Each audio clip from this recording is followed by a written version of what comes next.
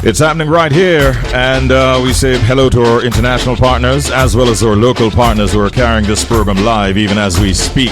It is the Richard B. Morning Show from 6 o'clock until 9 o'clock every weekday morning right here on this platform and on these stations. Of course, it's now time for Real Estate Today. We apologize for the slightly late start, but we'll definitely get all the information that we have lined up for you today on the topic that we have been telling you about, navigating contractor relationships in Jamaican real estate. We'll introduce our guests in a short while from now, just to tell you that during today's program we'll be highlighting key traits and red flags to watch out for when hiring contractors in Jamaica. We want to dissect the role of the IMAJ, that's the Master Builders Association of Jamaica, and the role that it plays in promoting professionalism in construction. In the program, you'll also hear some steps that property owners can take to secure solid agreements and clear communication with contractors.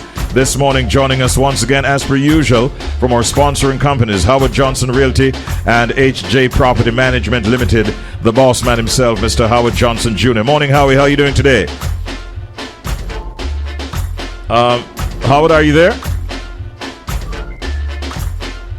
All right, let me get this. What's happening here now? Good morning, Richard. Yes, I'm hearing you now, my brother. Good morning and welcome. You see the truth come out here? I'm going to really pull away. I'm fully away. My eye open up, but 2 minutes in the sun outside me, I wonder what going on. But I'm here. Good morning to you and good morning, everyone. All right, welcome. We also are joined this morning by a first-time guest on this program, and we're talking about the Vice President of the Incorporated Master Builders Association of Jamaica, Mr. Paul Williams. Good morning, Paul. How are you doing today? Good morning, Richard. Good morning, Howard, and good morning, Paul. Welcome. Yes, man. Pick up. All right. Just to tell the listeners that the IMAJ, the voice of the construction industry, is an organization of qualified construction contractors and industry-related companies dedicated to skill, integrity, and responsibility. The association provides a range of services satisfying the needs and concerns of its members, thus improving the quality of construction and protecting the public's interest. And we're happy to hear that, Paul. We have seen and heard of many challenges with property owners and tradesmen, contractors, and the relationship has soured in many instances over the years. We saw in a recent Observer article under the heading, "Our Home Renovation Dream Turned into a Nightmare," where homeowners had expressed frustration with finding and working with reputable and responsive professionals to carry out their projects. So my first question to you, Paul, is could you share with us what makes a reputable contractor and what red flags should people watch out for when seeking to employ one? Well, what makes a reputable contractor is someone who's actually doing business. Be that they have a registered construction company, they are certified in whatever service they're offering, and they're willing to engage in a formal contract. Mm-hmm. So these are some of the things that you look for. All right, but people have complained over the years of things like communication breakdown, unanticipated costs, extended project timelines, for example. With these challenges in mind, can you talk a little bit about how the IMAJ is working now to raise standards within the construction industry, especially considering the rapidly growing real estate industry that we have here in Jamaica? Well, to start out, we at IMAJ, we encourage contractors and clients to sign a contract. There's a short form of contract that we sell for only $3,000 that outlines, and it's fully legal in Jamaica, what are the rules and functions of both parties to the contract. Mm-hmm.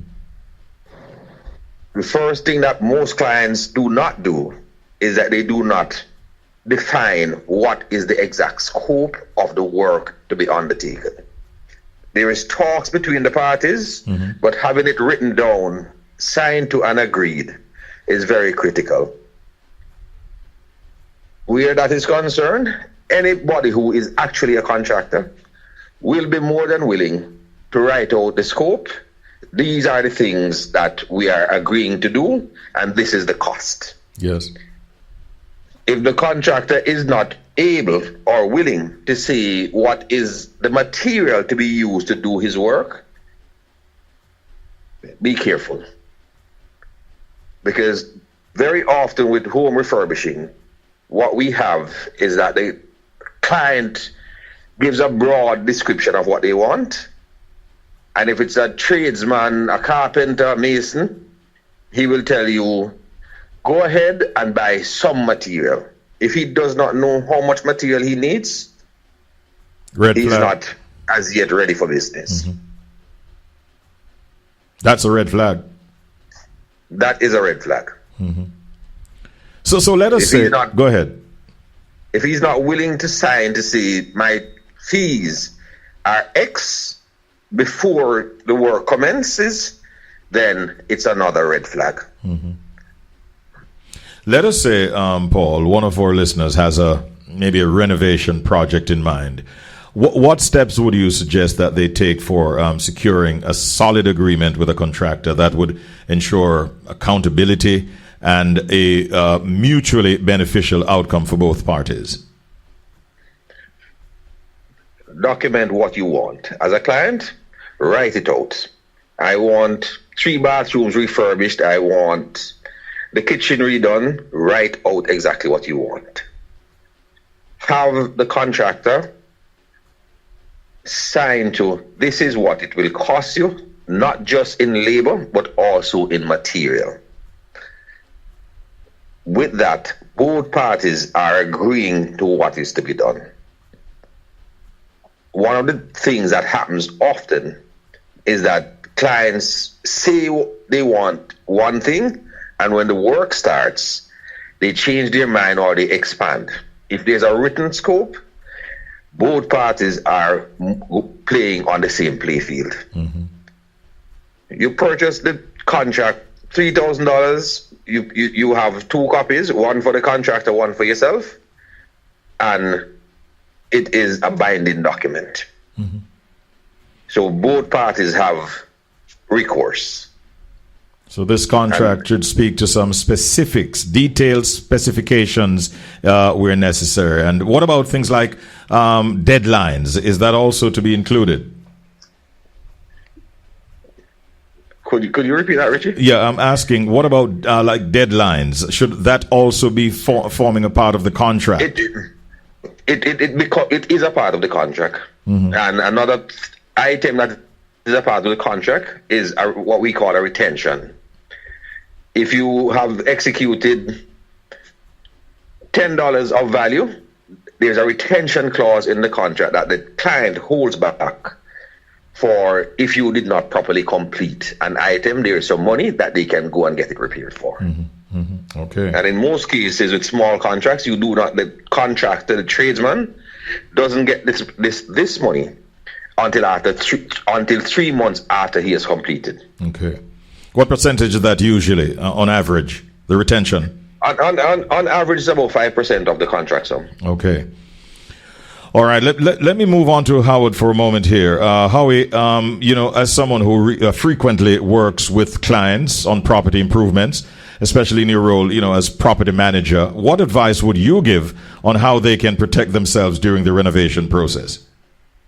Well, Richie, I'm glad you asked, and I'm glad Paul mentioned that there is in fact a body that governs contractors, because we have a lot of persons who are purporting to be contractors but not living up to the expectations. So for us, one has to do their own due diligence. We have observed where persons have taken on the work and they're not competent, and when they happen upon something that is baffling, they make all kind of excuses and drag the process out.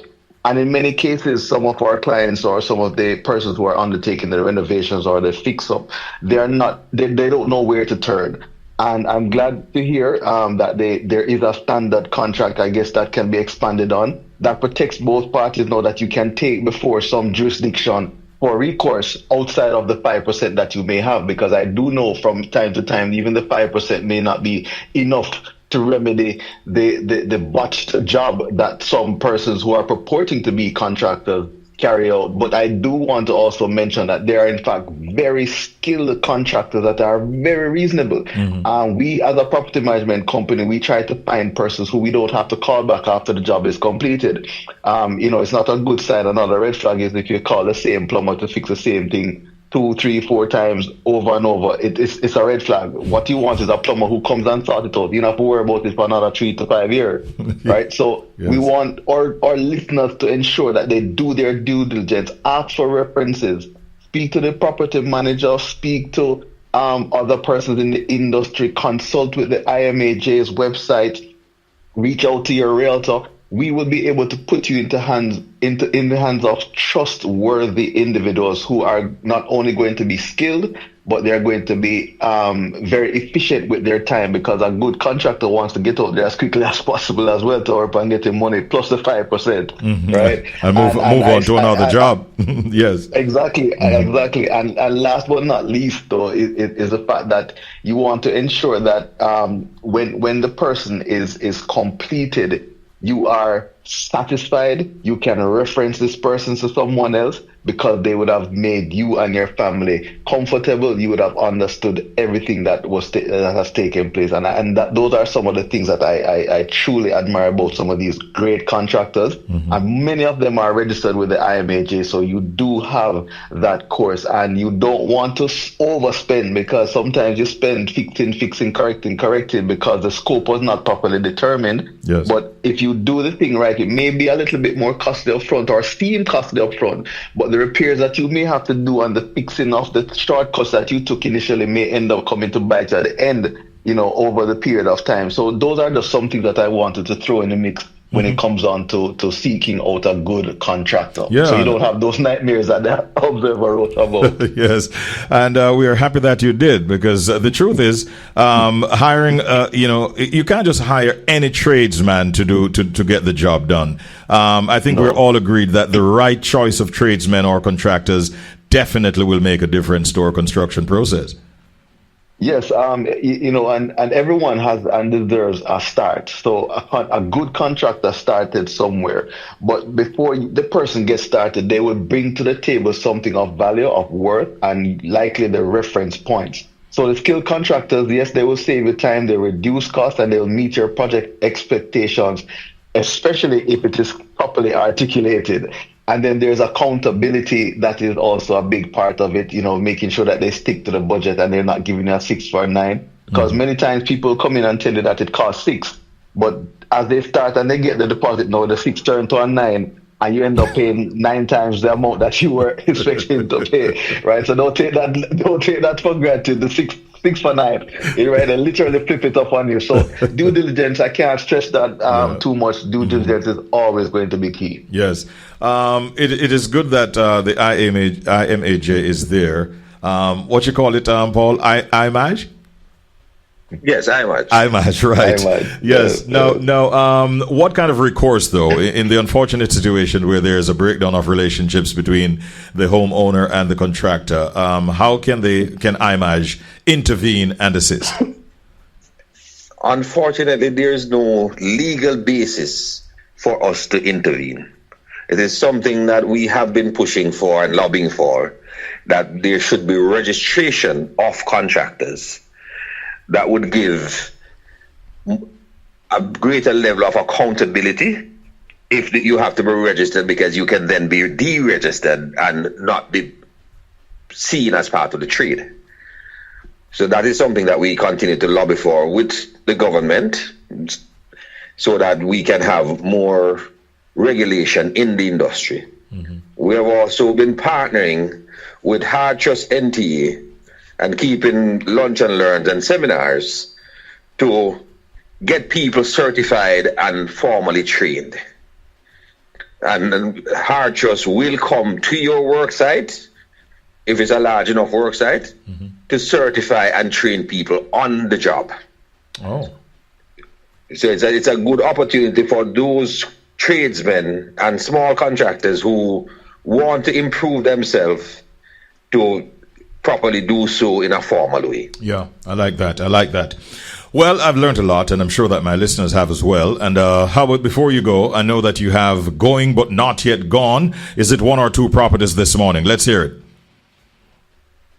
Okay, so in the interest of time, I'll just do one property today, Richie. I know we were running behind time. I'd like to introduce your listeners to a property, a townhouse, that's located just a stone throw away from Lotion Center, where you can walk to the properties on East Kings House Road. It's a townhouse. We're asking $40 million for this property. It's a robust property, well ready for your endless upgrades, that you can engage a professional to work with you to renovate this property to where it is and where you want it to be. And we're asking you to reach out to Carol Madden. Her number is 876-351-3113, and that's Carol Madden. And you can also reach her at our office number 876-620-1457. That's 620-1457. And you can ask her about this townhouse on East Kings House Road or any other property that we have on our inventory. Okay. How else can you be found on the social media and so on? Well, our website, www.hjrealtors.com, or you can visit our property management page, hjmanage.co, or on our social media handles at hjrealtors or at hjmanage. All right. Thank you very much, gentlemen. Paul Williams, Vice President of the Incorporated Master Builders Association of Jamaica. You've added a lot of value and provided us with some great information this morning. We thank you. And we also want to thank you, Howard Johnson Jr. from Howard Johnson Realty and HJ Property Management, for your usual input, which is so very valuable. Thank you, gentlemen, and have a wonderful day. Thank you for having us. Thank you. Thank you very much. All right. This has been Real Estate Today.